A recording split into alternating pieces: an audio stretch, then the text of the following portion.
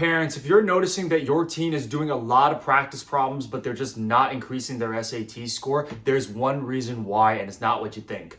For those of you guys who don't know me yet, my name is Jared Wynn. I'm the founder and director of Geometry Guru's SAT Prep. And at this point in my career, I've helped hundreds of students increase their SAT scores so that they can go to their dream colleges or qualify for scholarships. With that being said, let's get straight into it. Let me tell you of a story of one of our students named Casey. Now, Casey went into this program scoring around 1,200. And recently we took a look at his diagnostics. He was scoring about 1,300, right? But I knew based on how much time he's been here and how much work that he's supposedly doing, he should have been scoring a lot higher than that. So my team and I, we went and we met with Casey and his parents, and we're trying to figure out, hey, why is your score not moving past 100 points? You realistically should have gone even higher than that, given the time frame and the effort that I see on the platform. And we take a look at the types of the problems that he's doing, and he was scoring very well in those practice sets. He was working with questions, and he was getting 20 out of 20, 19 out of 20, 20 out of 20.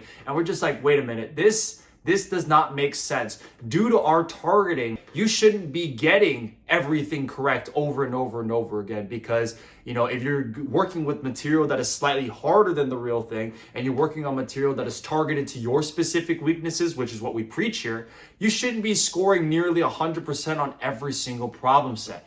Now, Casey, he just sat down, looked at the floor, and he was just not talking for a little bit. And I was like, Casey, like what's going on? What's happening? And he was like, I am purposely choosing questions that are just way too easy for me. I'm purposely choosing questions that I already know how to do. I do my work, but they're just, it's like I don't really need to think about it. And I was like, why would you do that? Like, why would you know what you're doing? Why would you spend all this time working on things that are just too easy for you, even though you probably shouldn't be working on it? And he was telling me, Jared, I'm scared of making mistakes.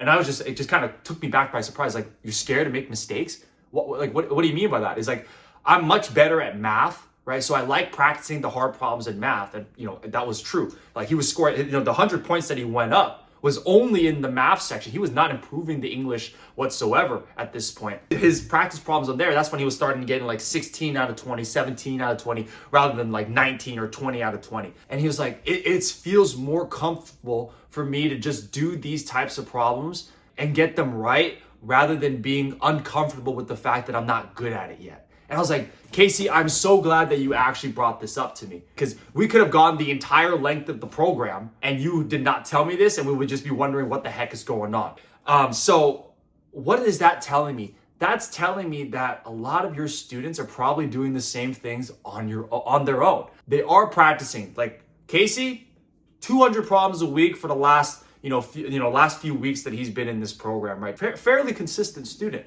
But his score not moving in English was because he was working with material that's just too easy on purpose, because he would rather be comfortable staying where he's at right now than face the music and work on things that are hard enough for him to grow. Okay. And that's the reality that a lot of students have, right? A lot of students think that they're doing a lot of work, or they think that they're practicing, but they're practicing the wrong things. They're practicing things that they're too comfortable with. Well, the moral of the story is, family, is yes, you got to make sure that you diagnose your teen's weaknesses 100%. I tell you that every single week that I get on this channel, right? You have to target their weaknesses every single week as well, but you need to make sure that, yes, it's hard enough for them, but it's in a position where they're not scared to make mistakes. Because if you are scared of making mistakes, you will never get to anywhere where you want to be, okay? You're just going to be stuck in that same lane forever.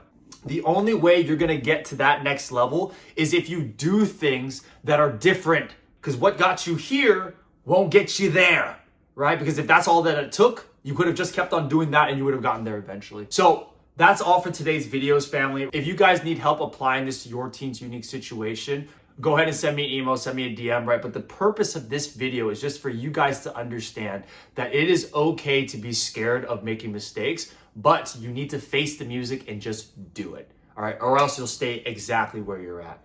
Have a great rest of your day, family. I'll see you guys in the next video.